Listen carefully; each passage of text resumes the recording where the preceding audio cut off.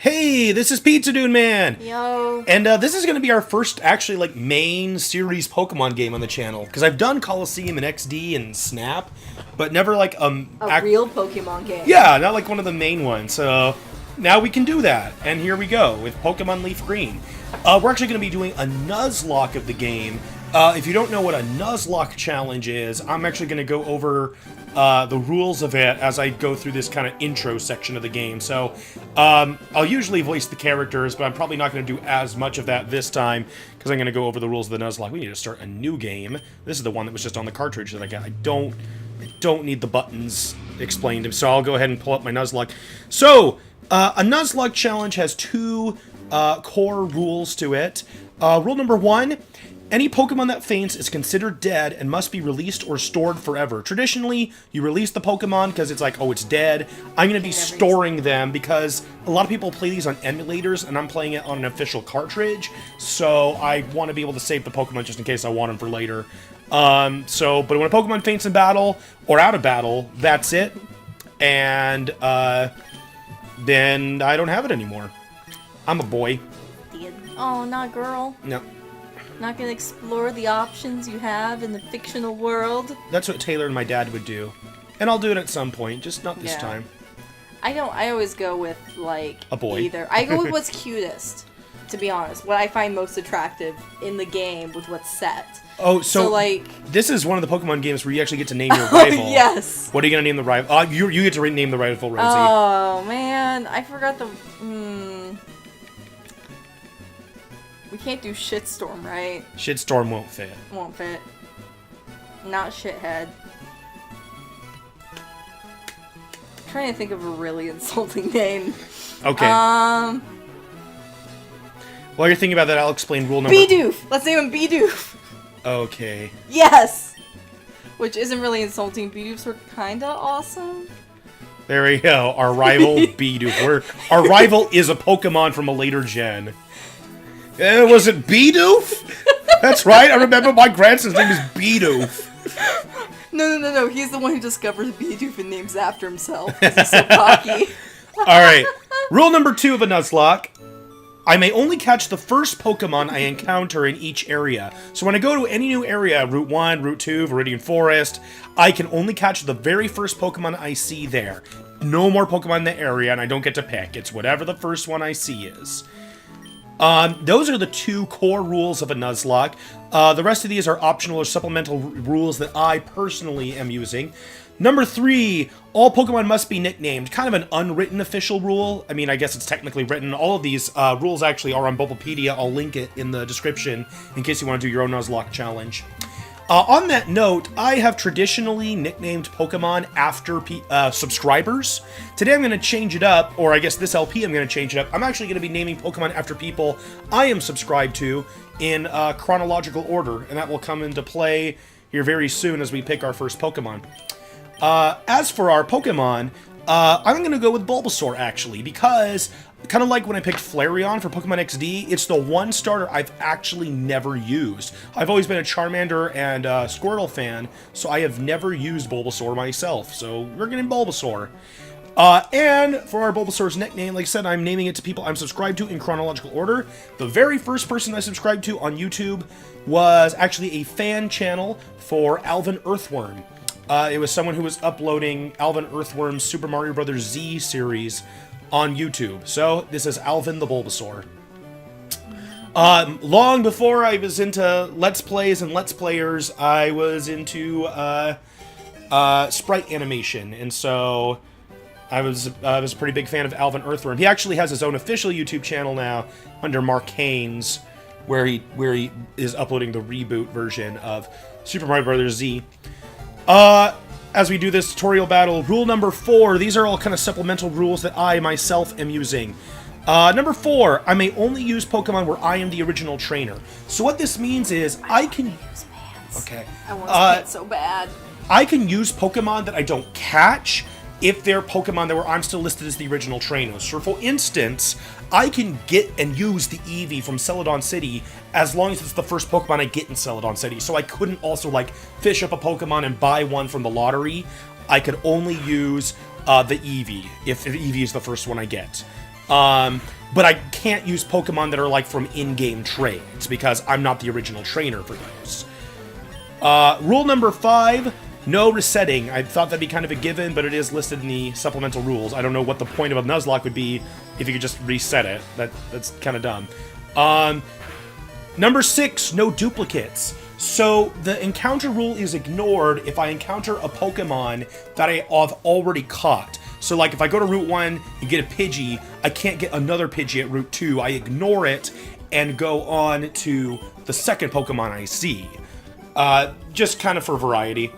Number 7, rules do not apply till Pokemon can be caught. So if Alvin dies, or if I encounter Pokemon while I'm getting the Pokedex and I can't catch Pokemon, it doesn't count. Does not apply until Pokemon can be caught. And rule number 8, battle style set. Oh, let's take care of that right now. That's a personal rule I use for pretty much any time I play Pokemon, because, like, it's an unfair advantage. Like, how come the NPC Pokemon trainers can't automatically shift their Pokemon, but you can? You don't need that much advantage. So I always turn it off anyway. But the game's so hard! Number 9, no using legendary Pokemon. Even if the first Pokemon encounter in an area is a legendary Pokemon, I can't use them. They're so cool. They're game breaking. And last rule number 10, shining Pokemon may be caught. If I encounter a shiny Pokemon, even if it's past the first one I've encountered in the area, I am allowed to catch it because so it's a shiny rare. Pokemon. However, I may not actually use the shiny Pokemon unless it also happens to be the first one I caught in the area, by coincidence. With that said, those are all of the 10 Nuzlocke rules I'm using. So for right now, we're just kind of walking around until we get our Pokedexes and are able to catch Pokemon and continue with what we're doing. So we're going up Route 1. That Pidgey doesn't count because I can't catch it yet. Hi, I work at a Pokemart. It's part of a convenient chain selling all sorts of items. I am not doing a good job talking today. It's because you just, like listed a bunch of shit. a bunch of craps, and now, like, actually acting out characters is hard for you. Yeah. We, like, missed out on so much, like, joke opportunity, by the way. I know, but I wanted to get through all the Nuzlocke rules lecturing. first. Sorry, lecturing? No, you're it's not. Lecturing. No, it's teaching. Yeah. There's a difference. Well, because also, too, even people who are familiar with Nuzlocke, which I would imagine is most people, Don't know all the rules. don't know which rules I'm using. Oh, yeah, true. Because everyone there's just so kind of has many their own rules. set. Yeah. Because, like, I don't know, some people still have battle style shift, some people release everything, so, you know. Are there, like, rules for Nuzlocking, like, other types of games, like Mass Effect, or... I think you could do... I think some people have done crossover into other areas for other games. Because I want to know if there's, like, a Skyrim one, because I just started a new playthrough on your Xbox. Yeah, I know. There are some other interesting challenges, like playing GTA as a law-abiding citizen. Oh yeah, like or, you have to game. like drive like carefully in the lanes, and yeah. That's gotta be so hard because like the physics of that game is tailored toward being a crazy. It is. It's so hard to drive at the correct speed limit in GTA. Because like I tried doing that, not really as a challenge, just for fun. I was just goofing around one day. It's like, what would happen if I tried to drive normally? And it really just doesn't work. It's like all the brakes are off on every car. Yeah. All right, we got to go to the Pokemart to talk to. Grand Theft Auto would be a really fun game to let's play. Oh, I've always wanted to do a GTA. I think that would be hilarious. All right, we're getting our Pokedex, or excuse me, our parcel to give to Oak, which gives us the Pokedex, which then gives us balls, which then allows us to catch Pokemon.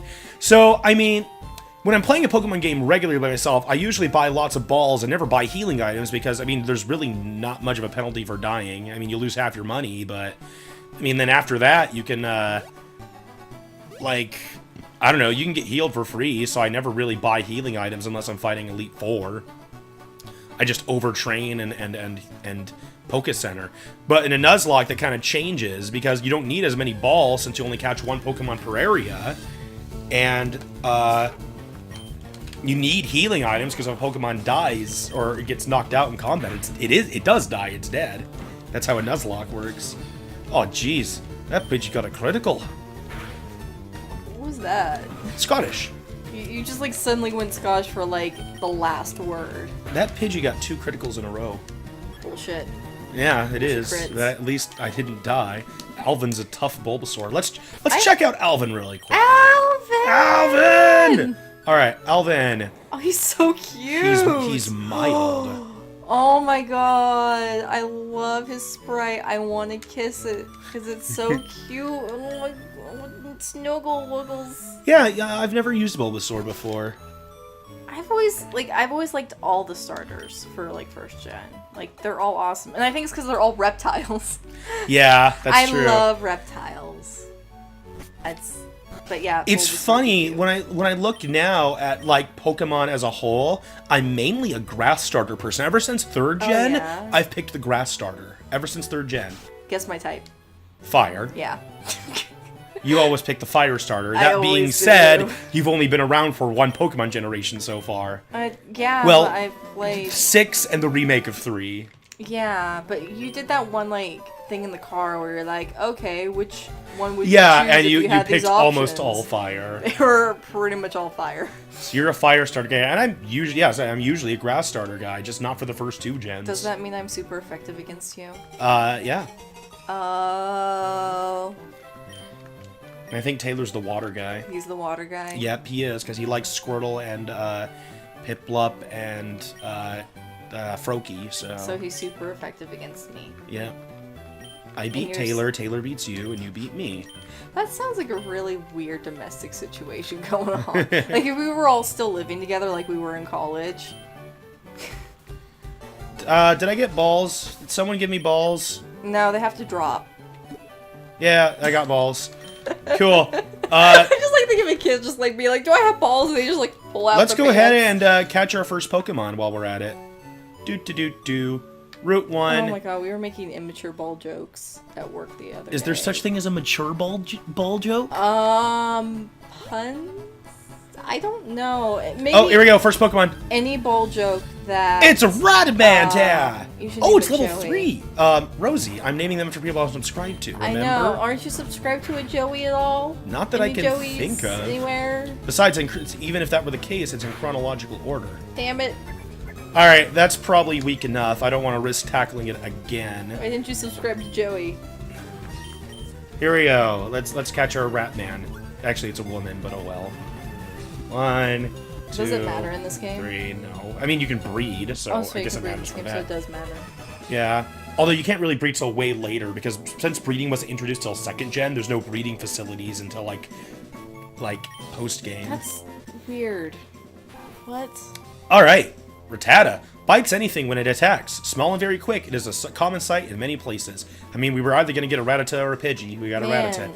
So, going in chronological order, this Rattata is being named after Little Karibo, the creator of Yu-Gi-Oh! Abridged. That show has been around for a very long time. It's so good. So it was the 2nd channel I ever subscribed to on YouTube.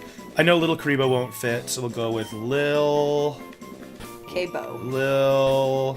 I think Karibo will fit now. Lil... Man, Rattata looks so much cuter in this game than it does in, like, the 3D games. It's really kind of creepy. Well, perfect. Lil Karibo. Sweet. Alright, we've got our first 2 Pokemon. Alvin, Earthworm, the Bulbasaur, and Little Karibo, the Rattata. And we still have a little time left this episode. Awesome, we did a lot. We went through the rules of the game and got 2 Pokemon. See, Alvin counts as my Pallet Town encountered Pokemon. So that's the whole idea, right? If we look at where we found them, met in Pallet Town, met in Route 1. So we better train Little Karibo next time. I was thinking about doing off-screen grinding, but I guess if I do it off-screen, it kind of defeats the validity. Yeah, Because people it won't know if, while I was grinding... Did you die? Did something die, and I'm just not showing it. So I guess, even though I like to grind a lot, I guess we're keeping grinding on screen. Unless I'm like, okay, guys, this is going to take, way too long. Alright, guys, we're gonna grind on screen. Alright, guys, we're keeping the grinding on screen. Yeah. We got a town map from Daisy. I guess I'll talk to the people around Pallet really quick. I think I already talked to that girl.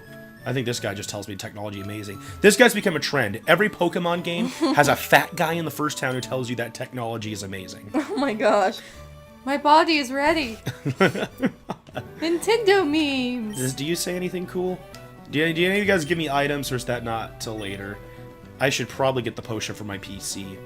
Well, I guess that's it for this episode. Like I said, we actually accomplished quite a bit, but we got to get little Karibo backed up to speed. So we'll see you guys next time for more Pokemon Leaf Green. See ya. Bye.